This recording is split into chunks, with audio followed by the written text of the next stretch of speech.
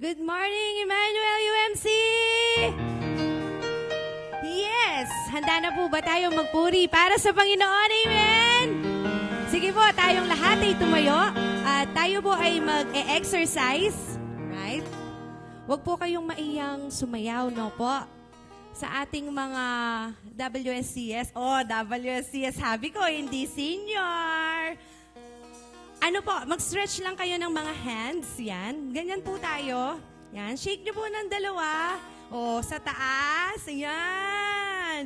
O, gayon din sa mga youth. Yan. Tsaka children. Yan. Alright.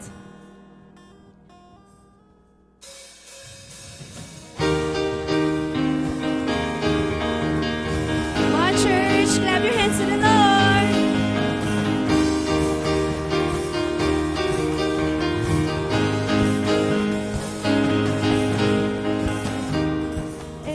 Every tribe will see your glory. On, church. Every nation bow before you. All our treasure turn to ashes in the light of you. Come on, church. Sing out loud. As we're singing, holy is the Lord Almighty. Only you are worthy, worthy of it all. Every tribe will see your glory. Come on, church, dance to the Lord. Every nation's bow before you. All our treasure turn to ashes in the light of you.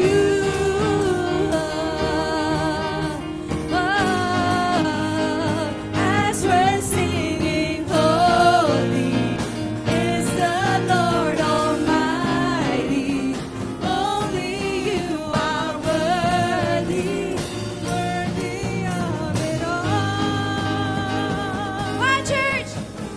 Praise and glory, honor and strength unto our God, matchless, endless, love unrestrained. This is our God. Woo! Every tribe sing praise and glory, honor and strength unto our God. Come on, church. Unto our Mahina. God, matchless, endless, love unrestrained. This is our God.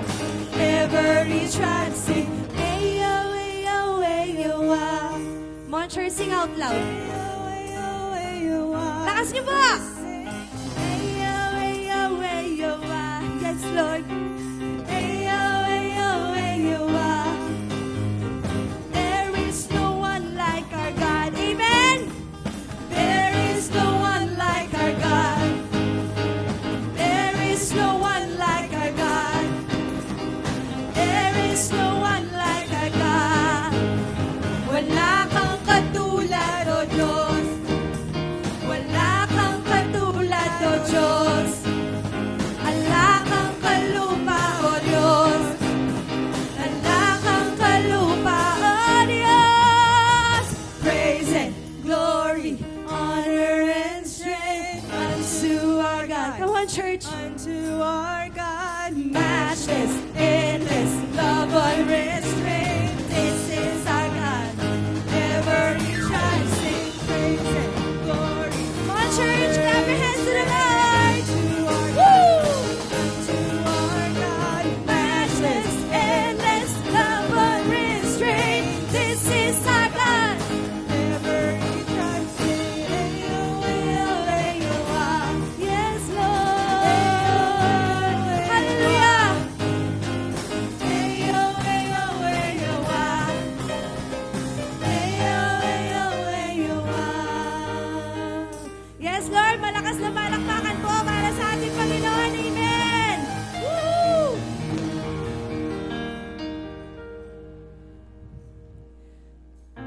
Sa lahat po ng pinagdaanan natin sa past 2 weeks, may bagyo na literal pong bagyo na po na dumapo sa Philippines. Pero tayo pong lahat ngayon ay nandito. Bakit kaya? Simply because we are safe. Why we are safe? Kasi po napakalakas ng faith natin kay Lord. And we believe every day nagigising tayo na tayo ay ligtas. Matutulog tayo ng kampante kahit sobrang lakas ng hangin at ng ulan. Iniisip natin yung mga anak natin na hindi natin nakasama sa oras na malakas ang ulan, pero hindi sila pinabayaan ni Lord. Kaya samahan niyo po kaming kantahin tong kanta na to na i-declare natin kay Lord na we give thanks, we bring back all the glory kasi po hindi nga tayo pinabayaan sa lahat ng disaster na nangyari. Emotional, physical, mental, at yung literal na bagyo. And we declare it will stop all over the Philippines and all over the world in Jesus' name.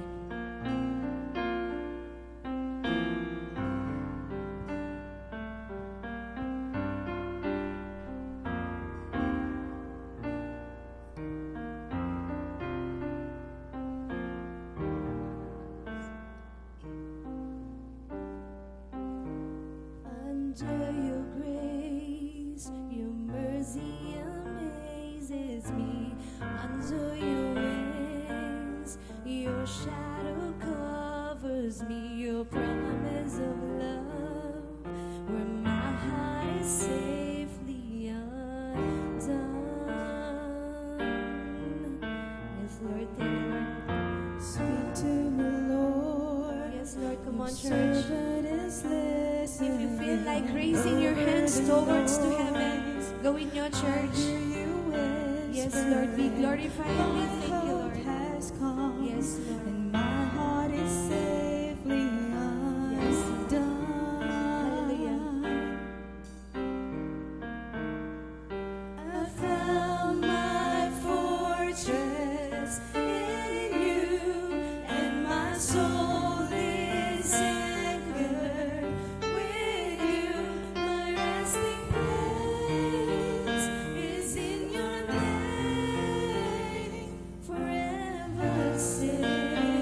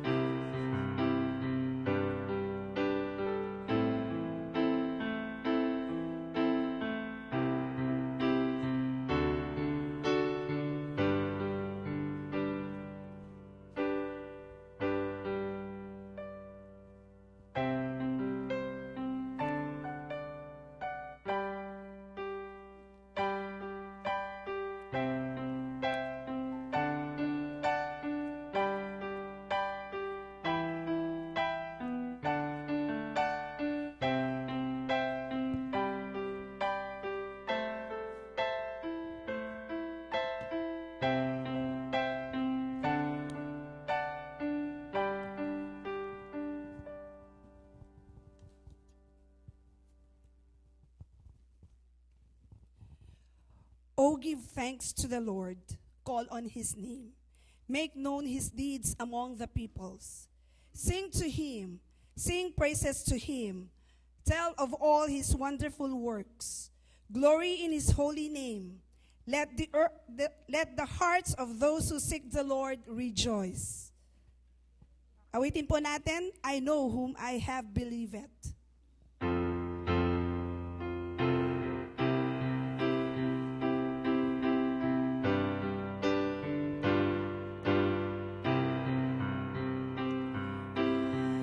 know not why God's wondrous grace to me He hath made known, nor why unworthy Christ in love redeemed me for His own.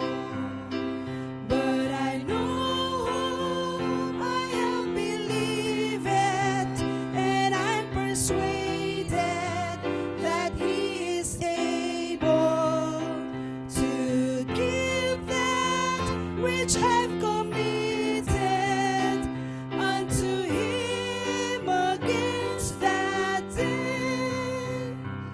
I know not how His saving faith to me did impart, nor how believing in His word wrought peace within my heart. But I know whom I have believed, and I'm persuaded that He is able to give that which I've committed unto Him against that day. I know not how the Spirit moves, convincing us of sin, revealing Jesus through the Word, creating faith in Him. But I know whom I have believed, and I'm persuaded that He is able to give that which I've committed unto Him against that day. I know not when my Lord may come, at night or noonday fair, nor if I walk the veil with Him, or meet Him in the air. But I know whom I have believed, and I'm persuaded that He is able to give that which I've committed unto Him against that day.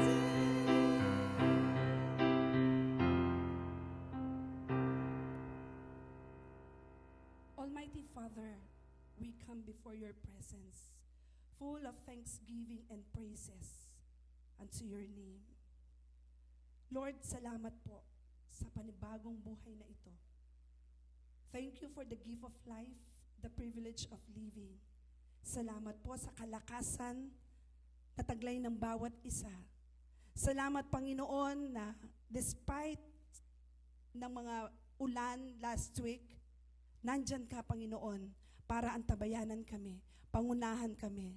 Salamat po sa pagkakataong ganito, Panginoon, na kami ay makapagpuri sa iyo, makapagpasalamat sa iyong banal na pangalan. Lord, we ask for the forgiveness of our sins. Sometimes, Lord, we fall short of your glory. Patawad po. Patawad po sa lahat ng aming mga pagkukulang. Patawad po sa lahat ng mga nagagawa naming kasalanan sa aming kapwa. Gabayan mo kami ng iyong banal na Espiritu, o aming Diyos, upang sa lahat ng aming gagawin, pupurihin at pasasalamatan ka namin. Sa aming pong pagpapatuloy sa pagsamba sa iyo, accept our thanksgiving, O God, that we may glorify your holy name. And this we pray in the mighty name of Jesus Christ, our Lord and Savior. Amen. Into my heart, into my heart, come into my heart, Lord Jesus, come in today, come in to stay, come into my heart, Lord Jesus.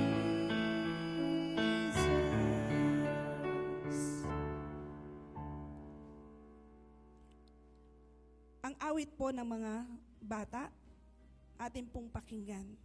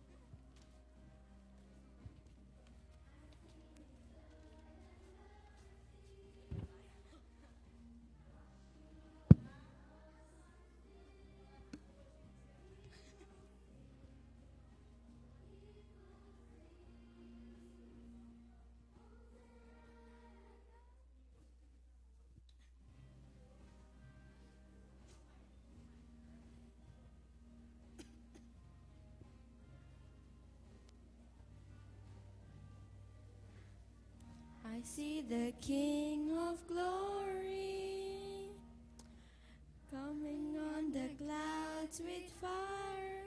The whole earth shakes, the whole earth shakes, yeah.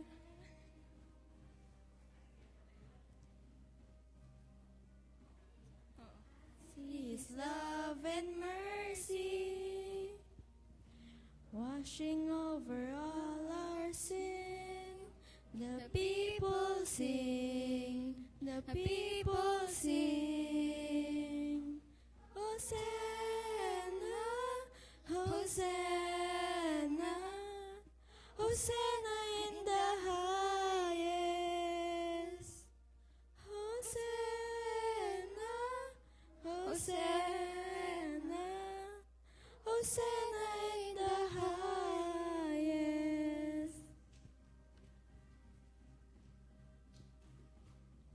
I see a generation rising up to take their place with selfless faith, with selfless faith, yeah.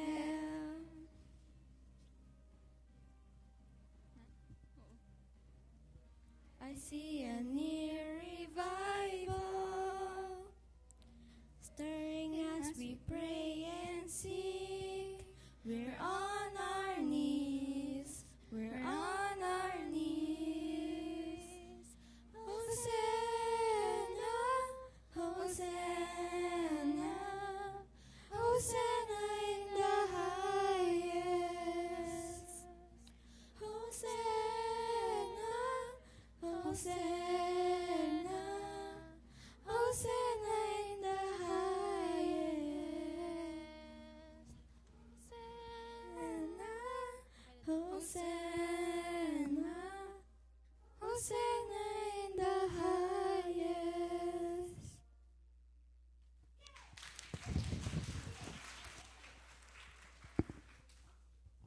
Sige po, dalhin po natin sa harapan ang lahat ng ating mga anak o lahat po ng mga bata.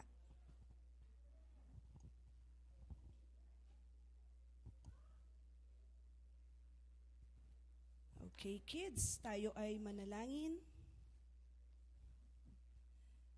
Salamat po, Panginoong Jesus, sa buhay ng mga batang ito.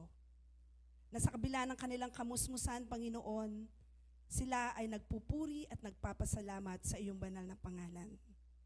Salamat po sa kanilang mga buhay. At alam namin, Panginoon, na lalong nagagalak ang kanilang mga magulang. Ingatan mo po sila, Panginoon, lalo na ngayon, umuulan, at habang bakasyon, Panginoon, ilayo mo po sila sa anumang kapahamakan, sa anumang panganib, o sa anumang disgrasya o karamdaman. Lagi mo sila, Panginoon, i-guide ng iyong banal na Espiritu.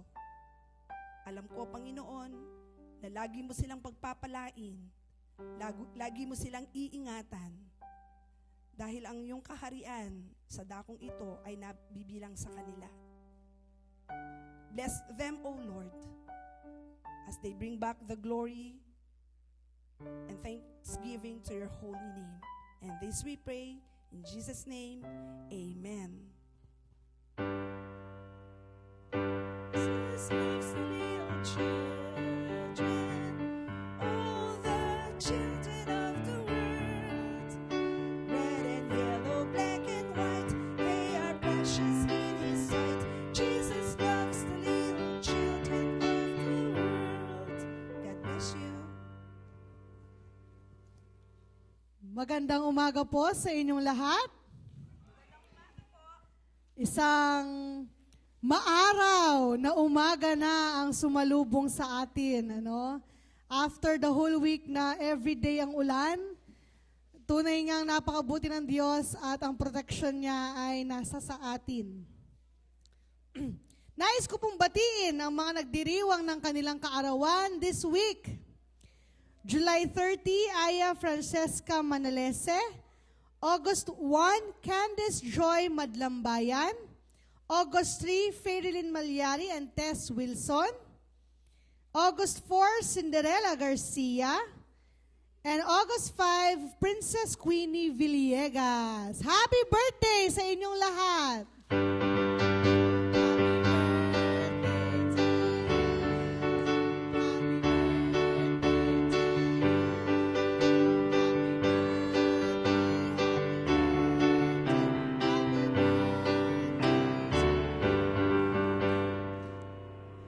Happy birthday po. Sige po, kung kayo narito, pamaaari pong pumunta sa harapan. Ang social ng mga nagbe-birthday natin, nandiyan na si Cinderella, nandiyan pa ang prinsesa at ang reyna. Okay. Wala po si Apong Cindy, ano? Sige po, let us pray. Panginoong Diyos, maraming salamat po sa bagong taon na ipinagkaloob mo sa aming mga kapatid na nagdiriwang ng kanilang kaarawan, kasama man namin sila ngayon o hindi. Ikaw, O Diyos, ang patuloy na kumilos sa kanilang buhay, patuloy na manahan sa kanilang puso, at nawa, O Diyos, pagpalain mo sila ng grace, ng blessings, strength, and wisdom, upang araw-araw ng kanilang buhay ay matamasa nila ang kapangyarihan ng iyong pangalan. We thank you, Lord God, for their faith. We thank you for their life. And Lord, patuloy kang magpaapoy sa kanilang pananampalataya and continue to run deep with them. We pray for Princess na nandito ngayon. Panginoon, lalo mo pang paalabi ng pananampalataya ng batang ito at ikaw, O Diyos, ang manahan sa kanyang buhay. In Jesus' name we pray. Amen. Happy birthday! Alright, mga ilang announcement lamang po. Sa August 5, this Saturday po ba ito? Saturday. Basta po sa August 5, meron pong breakfast fellowship ang UMM. Hindi po gaanong maaga, 6:30 a.m. So friendship mission, ano? So hindi ko po sure kung saan ito, pero pwede po nating magpa-guide sa mga UMM. At ini-invite po ang lahat ng mga UMM na dumalo dito sa breakfast fellowship. Sa August 11 to 12 naman po, inaanyayahan ang lahat ng praise and worship team and choir members na mag-join sa music and choir camp. August 11 to 12, wala pa po itong venue. So hintay po tayo kung matutuloy po ito dahil sa tuloy-tuloy na bagyo. Ano? Pero tignan po natin, Ang mga kabataan po natin, nag-mid-year institute sila, kasagsagan ng bagyo. Ginaya naman. So, tignan po natin kung saan po ito gaganapin. Pero mag-ready na po kayo sa mga gustong mag-join choir and praise and worship members, music and choir camp. Sa August 12 naman po, tayo ang host sa Annual Youth Council Meeting ng PAMPAC, UMYF. Meron po silang estimate na 30 PACs na mag-attend. From different districts po yon, tayo po ang host. So mga kabataan, hinihiling muli ang inyong patnubay para sa activity na ito. Ganon din ang August 13, Post-Mid-Year Institute sa Friendship UMC. Sa August 13 na po ito, I guess around 2 p.m. po ito ng hapon. Kaya naman ngayon, kagaya na sinabi ko kanina, kasagsagan po ng bagyo ay nagmi-mid-year institute po ang ating mga kabataan. Meron pong short video clip na ipapakita ang ating mga youth para po sa report ng kanilang institute. Ang church po ang sumagot sa kanilang registration fee at silang lahat po ay matagumpay na natapos ang mid-year institute. Meron po tayong 9 girls and 3 boys na kasama. Kasama po nila ang inyong lingkod. Yes, pinapalakpakan po yon. Isa na lang po, biggest delegate na tayo. Isa na lang. Okay. Sige po, after po nating panoorin, dire-diretso na po sa testimonies ng ating mga kabataan ng dumalo. Si Asiel, si Sam, si Princess, si Micaela at si Althea. After ng video, dire-diretso na tayo sa testimony. Panoorin po natin ito.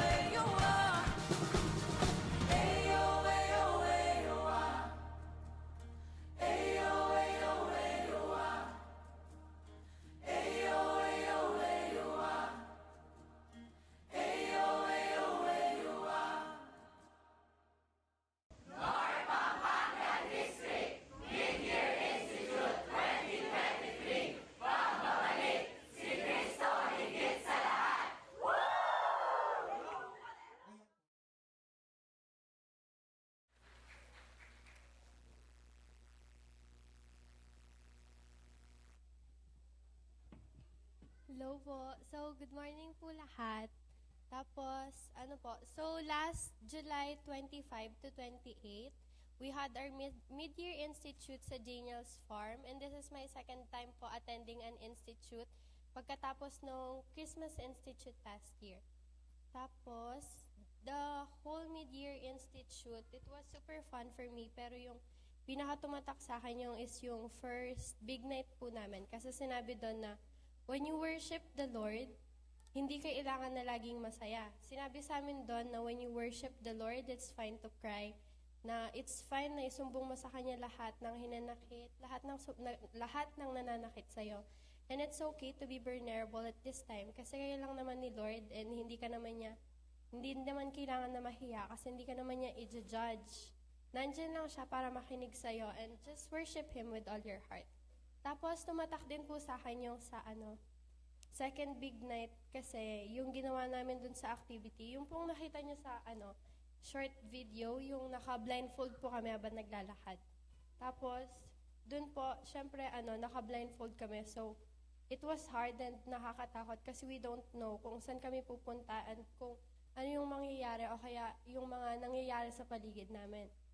Tapos, dun sa experience na yun, parang na-realize ko na habang naglalakad kami na, this is life kung pag wala si Lord na nagbibigay sa atin ng liwanag. Tapos, sobrang unexpected ng buhay at parang ang hirap sumabay kasi di ba nga, wala si Lord tas walang mag-guide sa'yo, ganun.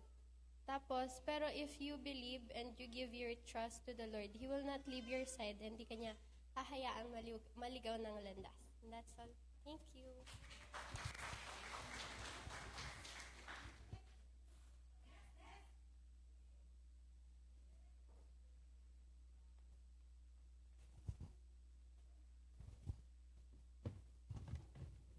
Good morning po. I was one of the delegates who attended the Mid-Year Institute last July 25 to 28 po at Daniel's Farm Resort. This is my second time attending an institute po. Super big opportunity nito para sa akin to experience. Sorry po. Super big opportunity nito para sa akin to experience it kahit na I also attended CI. Yung isa pong mga memorable na part ng Major Institute for me is yung second day po, yung Big Night 2 namin kasi naka-blindfold kami while walking and nung pinag-pray po ako ni Pastor Ren. And na-bless po ako. Madami din po akong natutunan sa isang lecture kung saan sinabi nito, we should praise the Lord with all our heart na kailangan nating isumbong ang lahat at isumbong lang mga problems at na bumabagbag sa atin when we praise Him po. Nung first big night po, isinumbong ko po lahat ng problems ko at mga nananakit sa akin. Then I was able to release everything po. Tapos, yung sa third day naman po, nung ginawa po namin yung challenge tree, yun po yung pinakamasayang activity kasi nagtulungan po kami at nag-teamwork para matapos agad yung mga activity ng maayos at maka 6th place po kami. Nung Big Night 3 naman po, yung pinaka-memorable na night.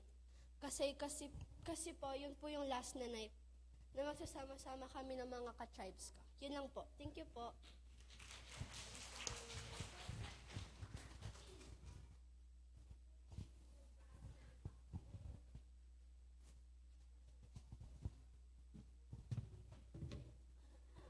Good morning po. Nag-attend po ako ng Mid-Year Institute last July 25 to 28. My experience in SI was fun. Kahit po umuulan, go na go pa din po. May nakilala din po akong new friends in other churches. I learned how to help myself and to help others. Ang saya-saya din po if you're worshiping with other local churches.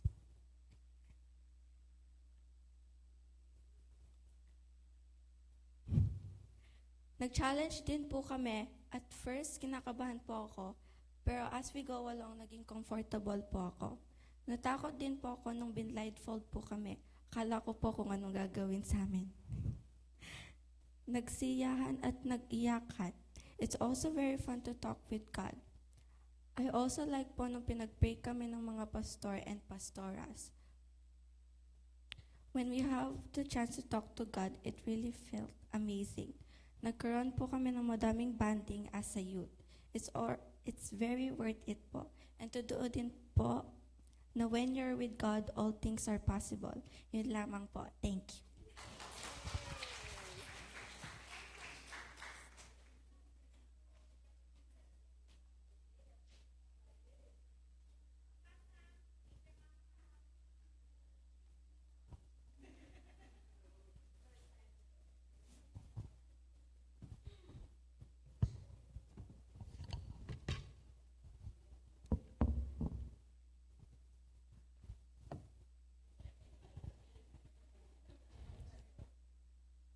Good morning po, church.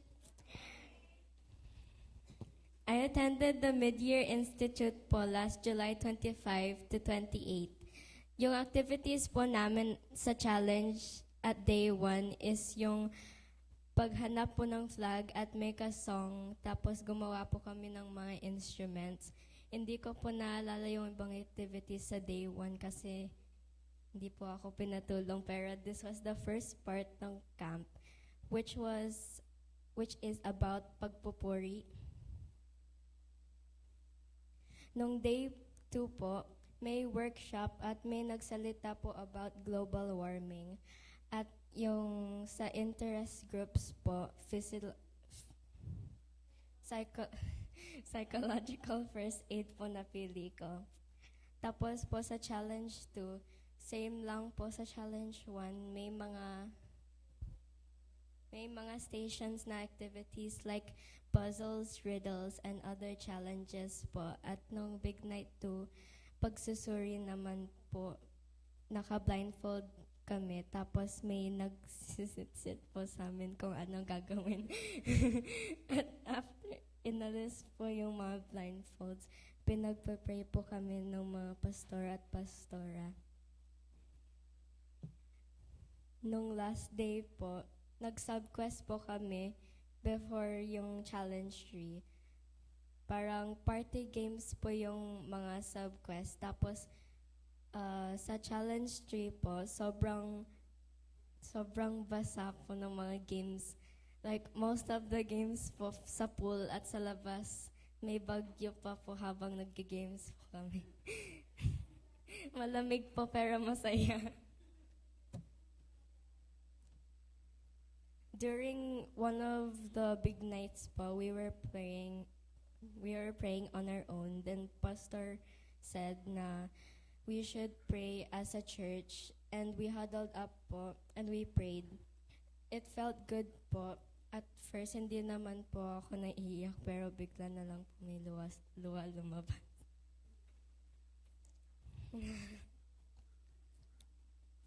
Sa buong institute po, nakasama ko po ang mga youth outside the church. And I got to know them more. Marami rin po kaming naging bonding as a church, and I felt my spiritual life grow deeper po because of this institute. Kahit po pagod and puyat, sulit naman po.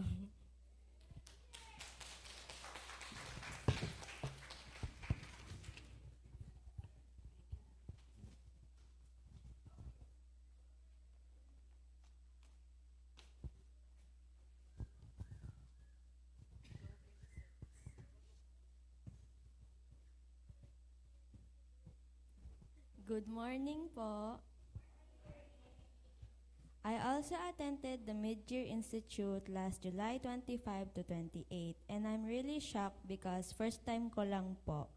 Pero I learned po na I can tell Lord all the people who hurt me, and I felt good po after I did. I'm really glad po na naka-join po ako sa mid-year because po very exciting siya and nag-enjoy po ako so much. Even if may bagyo po, it's still fun. We also did challenges po at the first challenge. It was awkward po, pero at challenge 2 and 3, doon po kami nagkaka-close. And I'm really blessed po a lot. I had a hard time at the challenges, pero I'm glad po na meron akong mga teammates na they're doing the challenges kasi po I'm the youngest at our tribe. So, nakinig na lang po ako. Pero it was really fun po. So, yan lang po. Thank you po.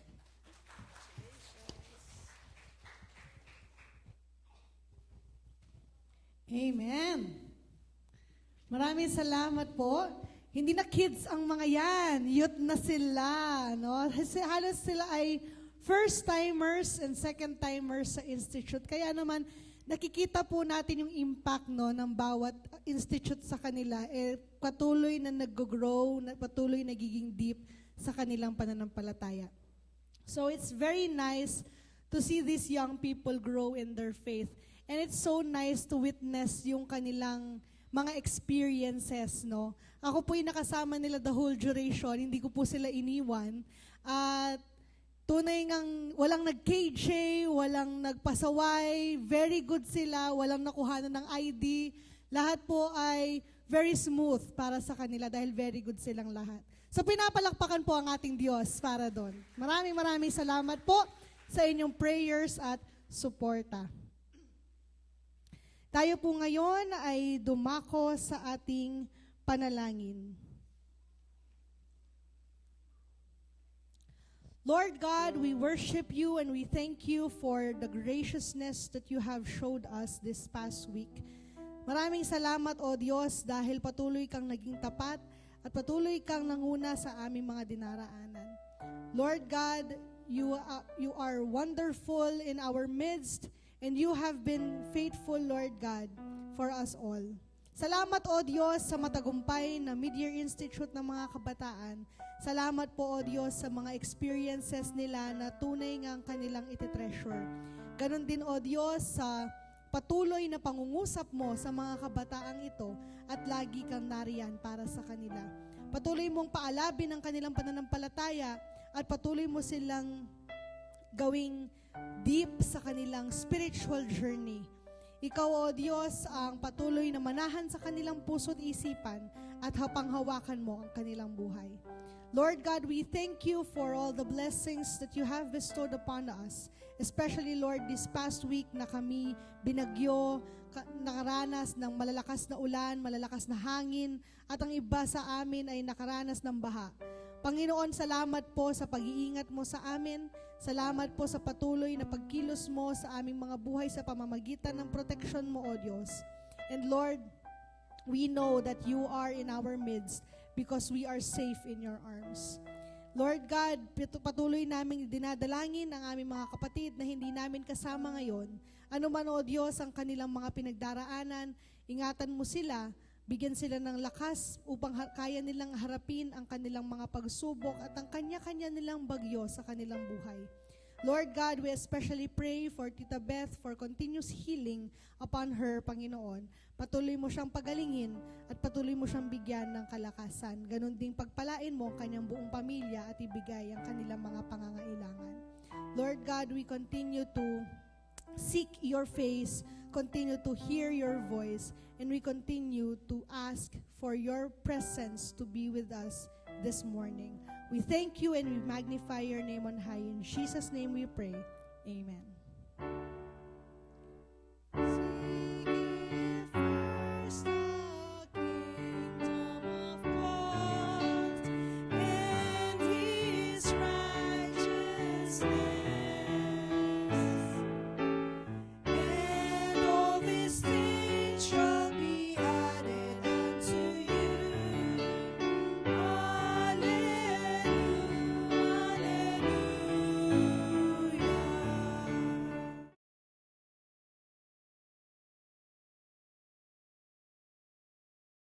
WSCS po ay magkakaroon ng gift giving sa mga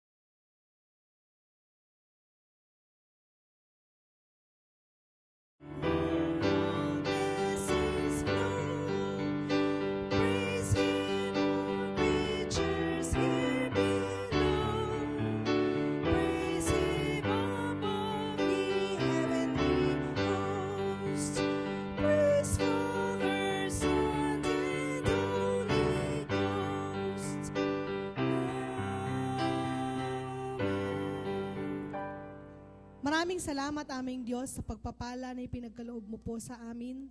At ngayon ibinabalik namin sa inyo, O Diyos, sa mga pagpapalang ito sa pamamagitan ng aming mga kaloob. Pagpalain mo ito, O Diyos, at gawin itong matagumpay sa ministeryo mo dito sa Emmanuel UMC. In Jesus' name, Amen.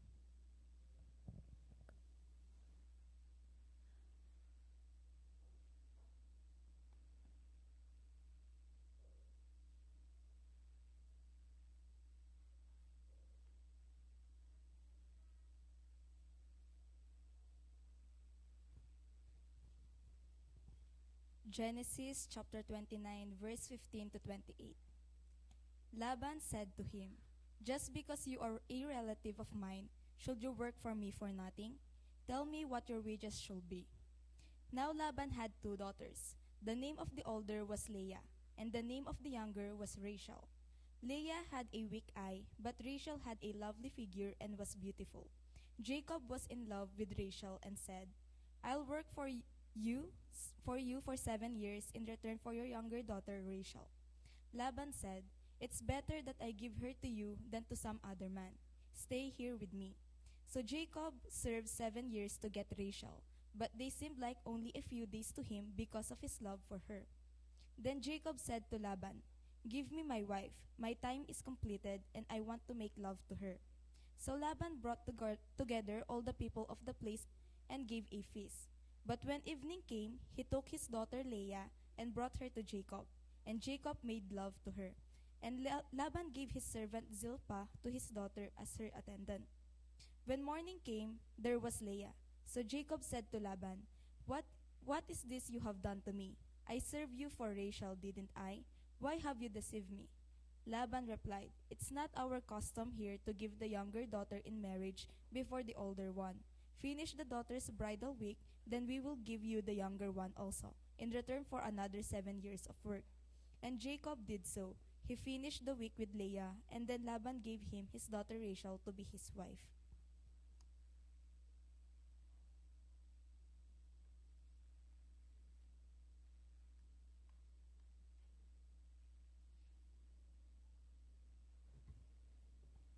Our epistle reading is from Romans chapter 8, verses 26 to 39. In the same way, the Spirit helps us in our weakness. We do not know what we ought to pray for, but the Spirit Himself intercedes for us through wordless groans. And He who searches our hearts knows the mind of the Spirit, because the Spirit intercedes for God's people in accordance with the will of God. And we know that in all things God works for the good of those who love Him, who have been called according to His purpose. For those God foreknew, He also predestined to be conformed to the image of His Son, that He might be the firstborn among many brothers and sisters. And those He predestined, He also called. Those He called, He also justified. Those He justified, He also glorified. What then shall we say in response to these things? If God is for us, who can be against us? He who did not spare His own Son, but gave Him up for us all, how will He not also, along with Him, graciously give us all things? Who will bring any charge against those whom God has chosen? It is God who justifies. Who then is the one who condemns? No one. Christ Jesus, who died, more than that, who was raised to life, is at the right hand of God and is also interceding for us. Who shall separate us from the love of Christ? Shall trouble or hardship or persecution or famine or nakedness or danger or sword?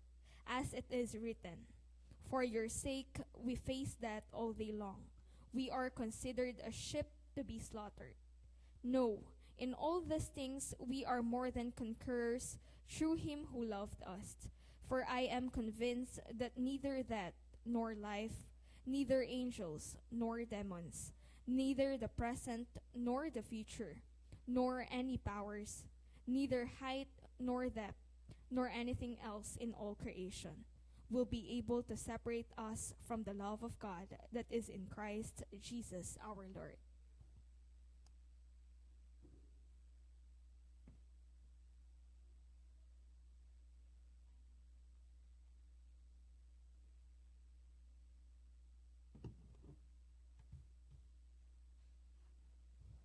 Our gospel reading comes from the book of Matthew, chapter 13, verse 31 to 33 and 44 to 52. He told them another parable. The kingdom of heaven is like a mustard seed, which a man took and planted in his field. Though it is the smallest of all seeds, yet when it grows, it is the largest of garden plants and becomes a tree, so that the birds come and perch in its branches. He told them still another parable. The kingdom of heaven is like yeast that a woman took and mixed into about 60 pounds of flour until it worked all through the dough. The kingdom of heaven is like a treasure hidden in a field.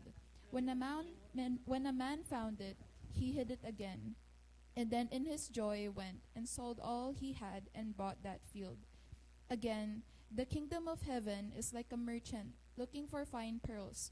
When he found one of great value, he went away and sold everything he had and bought it.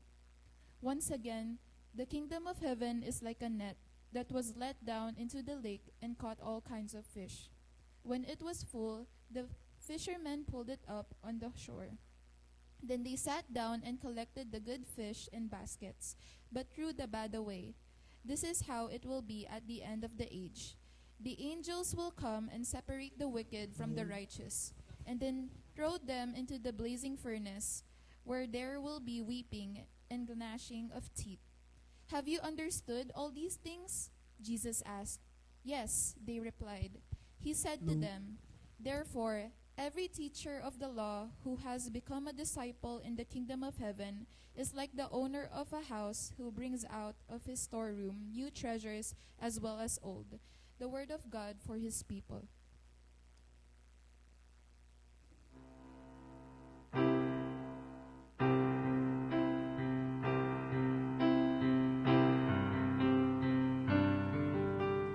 As thou didst break the loose beside the sea, beyond the sacred beach, I seek thee, Lord. My spirit beats for thee, O living word. Amen. Pakinggan po natin ang awit ng choir.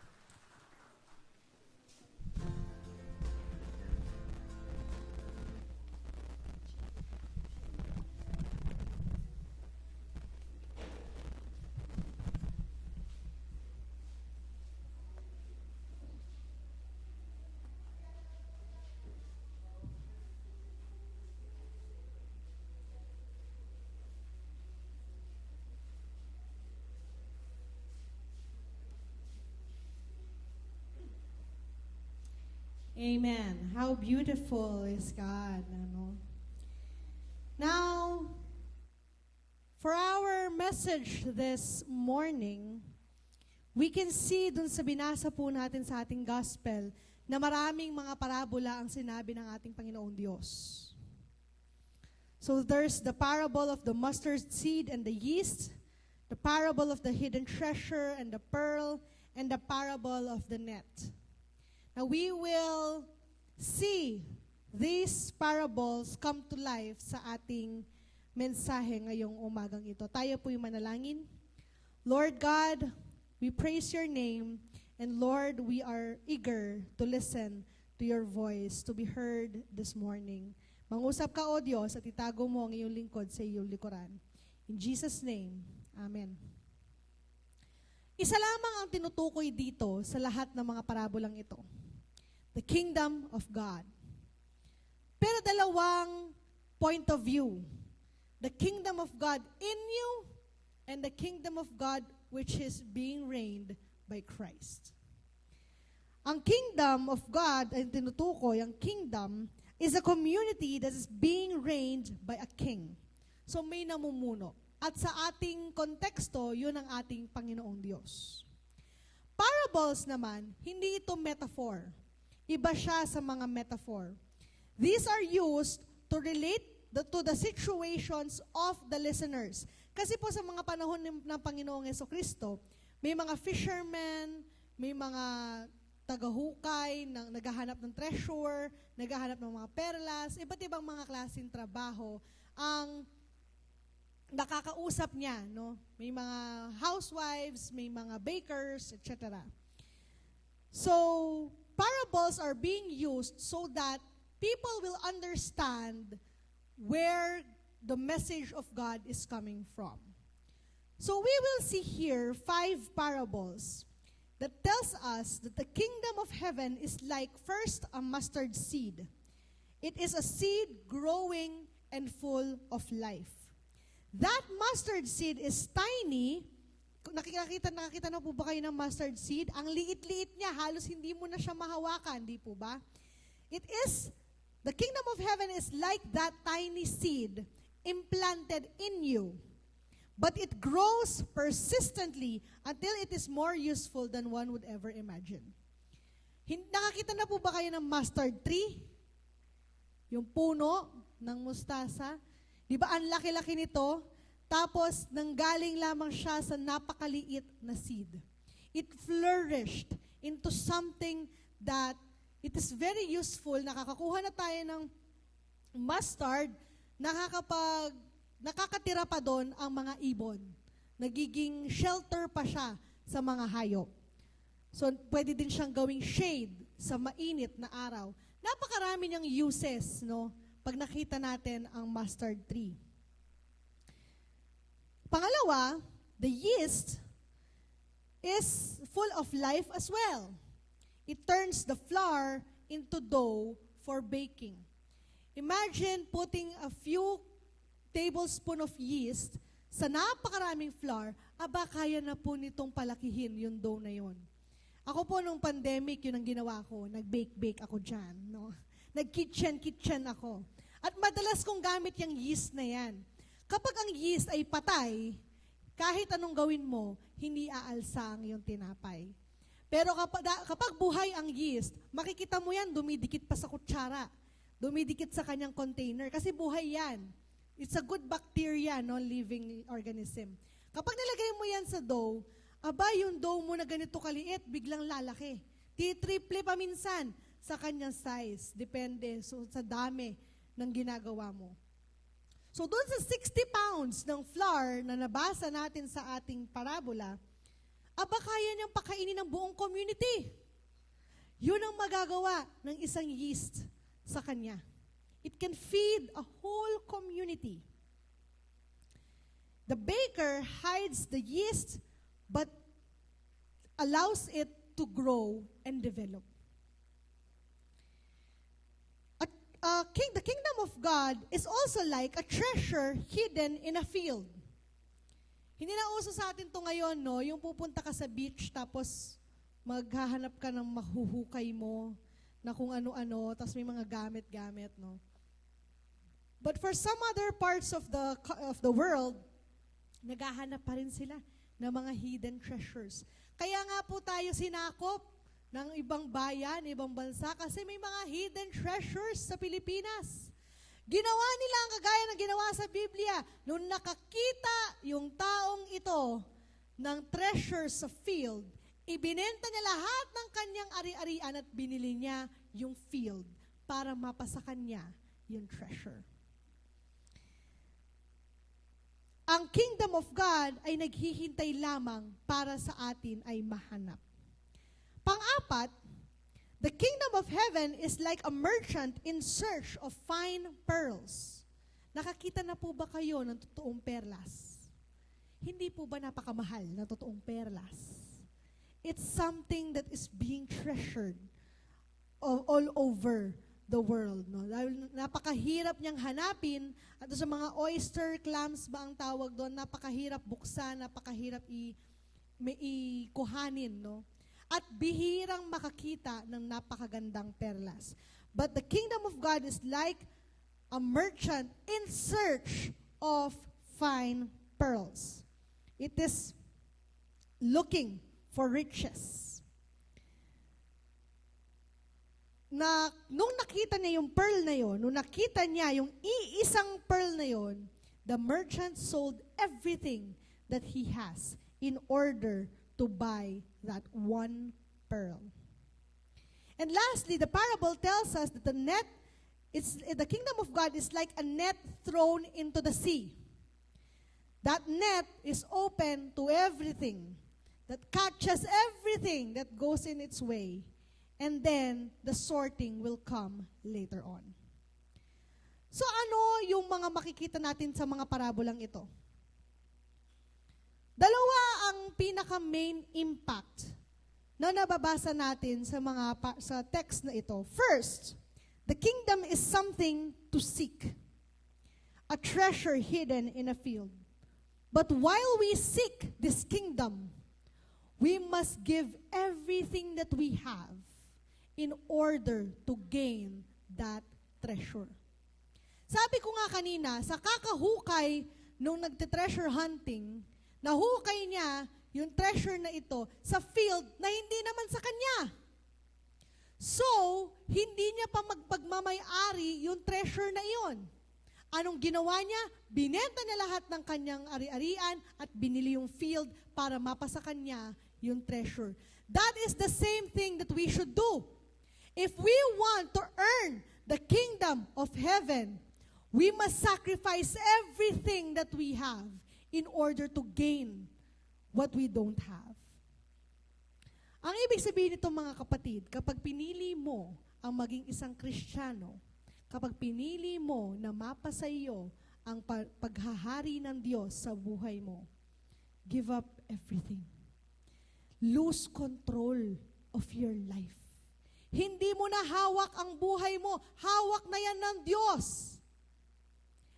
Kapag paghaharian ka ng Diyos, He will do everything in His power to make sure that you have a good and better life. But that won't happen if you continue to be in control of your life. Dahil kapag ikaw pa rin ang nasusunod sa buhay mo at hindi ang Diyos, hindi totoong nananahan ang kingdom of God sa buhay mo. Hindi ka pa pinaghaharian ng Diyos. And so, like that treasure, we give up everything that we have. Pangalawa, the kingdom is someone seeking a treasure, a merchant looking for a pearl beyond all price. Alam nyo, sinasabi ko kanina na napakahirap hanapin at napakahalaga, tayo yun. We are the pearls. And Christ is in search for us. Christ is seeking. And when He finds us, He values us and He wants us for His own. Pinapahalagahan ka ng Diyos. Sabihin mo sa katabi mo, you are important to God. Parang hindi kayo naniniwala. Maniwala kayo mga kapatid na importante kayo sa Diyos. You are special. Napakahalaga mo. Napaka-espesyal mo sa Diyos. Mahal na mahal ka niya na kaya niyang ibigay ang kanyang lahat-lahat para sa'yo. Ibinigay niya ang kanyang bugtong na anak para sa'yo. Iniligtas ka sa mga kasalanan mo. That is how special you are. Like that merchant, Christ gave everything up for us. But the thing is, there is that net. The kingdom of God is like that net. Kapag hinagis, kahit anong klaseng isda ang meron dyan, mahuhuli yan. Tapos, pag nakuha na, tsaka na lang isusort out.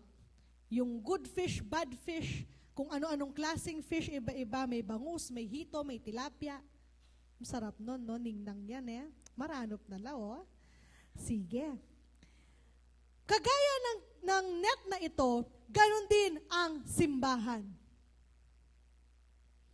If the treasure is the kingdom of God in us, the merchant is Christ looking for us, the net is the church. It is open for all. So the message of God should be heard by everyone. Ang net ba, kapag hinagis, namimili ng isda? Sasabihin niya, ay maliit kang isda, hindi ka pwede dito. O kaya naman, ikaw pangit kang isda, hindi ka pwede dito. Walang pinipiling ganon. Basta sige lang ng sige, mahuli ang mahuli. Ang church, kailangan lahat tayo ay bukas sa kahit sino.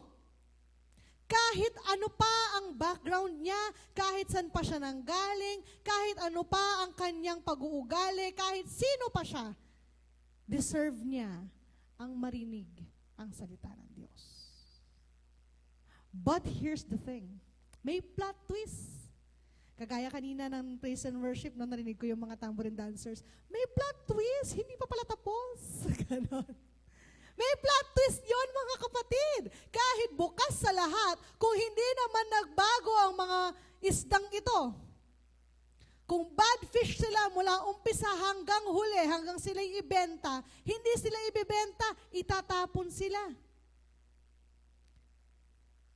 Ano ang sinasabi niya sa ating verse? Verse 49, this is how it will be at the end of the age. The angels will come and separate the wicked from the righteous and throw them into blazing furnace where there will be weeping and gnashing of teeth.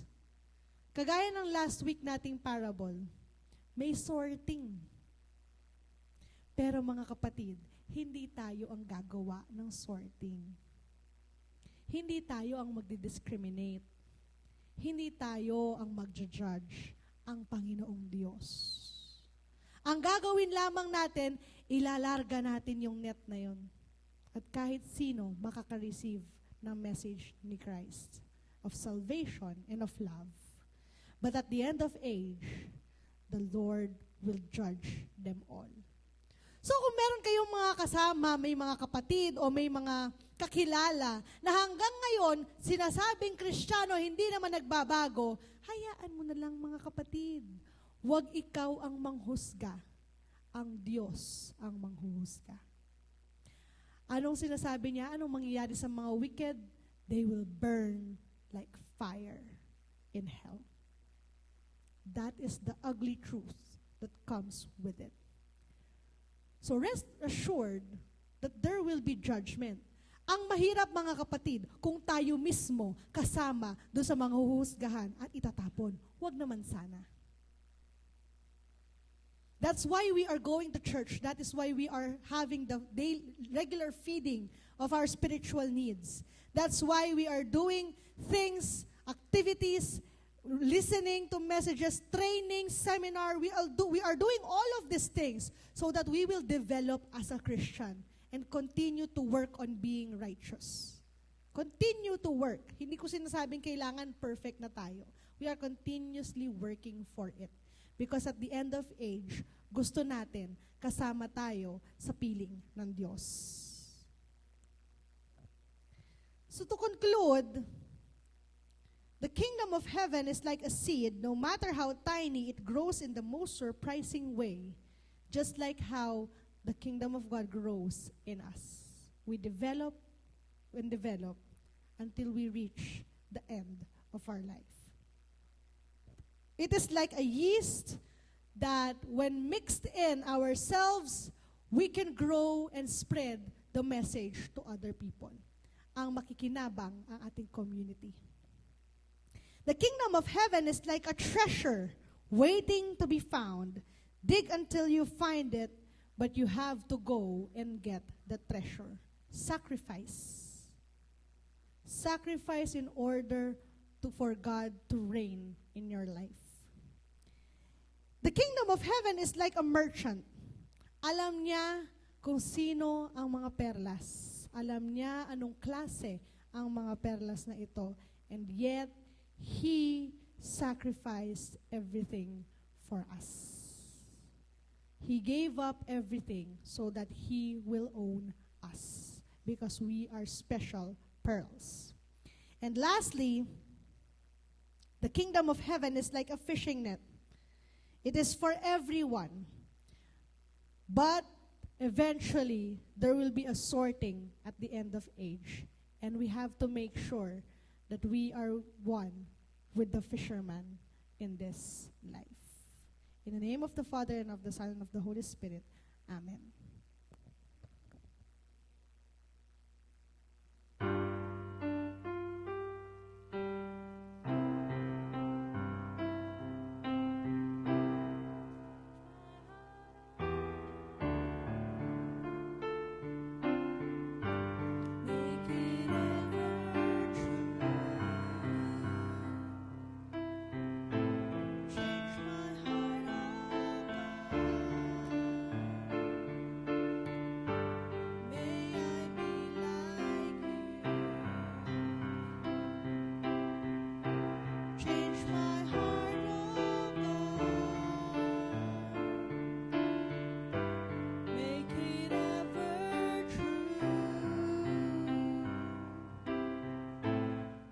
My heart, oh God, may I be like you. You are the potter, I am the clay. Mold me and make me. This is what I pray. Change my heart, oh God. Make it ever true. Change my heart, oh God. May I be like you. Let us pray. Thank you, Lord God, for the message that you have shared with us this morning. Salamat, O Diyos, sa mga paalala at salamat sa pagpapakita sa amin on how we should live our life in your kingdom. Panginoon, patuloy mong pagharian ang aming buhay. Ikaw nawa ang masunod sa amin. Lord, make us vulnerable in front of you.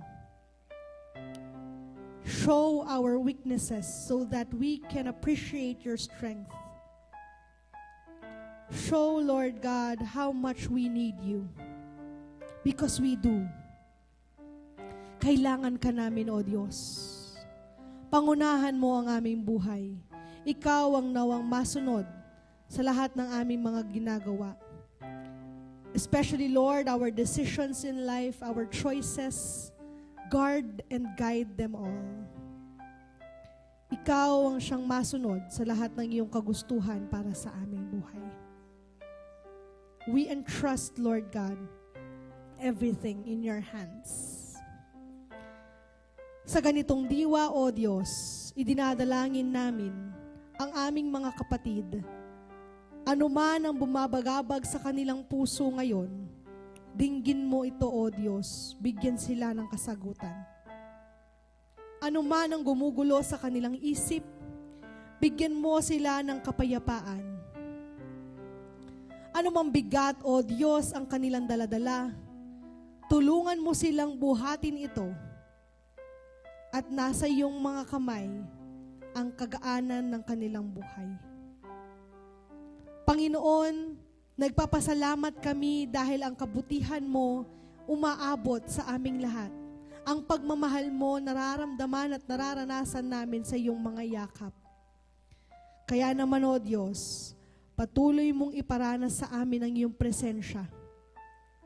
Patuloy kang mangusap sa amin sa pamamagitan ng mga visions, ng mga panaginip, sa pamamagitan ng iyong mga salita at ng mga tao sa aming paligid. Panginoon, continue to work in our midst. We continue to pray for our ministries. Ikaw, O Diyos, ang manguna sa mga ito at gamitin mo ang mga activities and ministries na ito upang maparangalan ang iyong pangalan at maragdagan ang aming mga kaalaman. Ganon din, O Diyos, idinadalangin namin ang mga pastor, diakonessa, mga district superintendents and bishops ng aming bansa, ng United Methodist Church. Nawa, Panginoon, pagpalain mo ang bawat isa sa kanila nang ma-lead kami towards sa iyong mga kagustuhan, towards sa iyong mga plano. Lord, we pray for Emmanuel UMC. Continue to bless this church and everyone who is in it. Lahat ng mga miyembro, O Diyos, magmula sa pinakabata hanggang sa nakakatanda, Ikaw, O Diyos, ang manguna sa aming lahat. Pinupuri ka namin at pinasasalamatan sa umagang ito. Ingatan mo kami sa aming pag-uwi at nagpapasalamat kami, O Diyos, sa magandang panahon na sumasalubong sa amin. In Jesus' name we pray. Amen. Let us open our hands in the gesture of receiving. Receive the kingdom of God in your hearts, and may He reign in your life now and forever. Amen.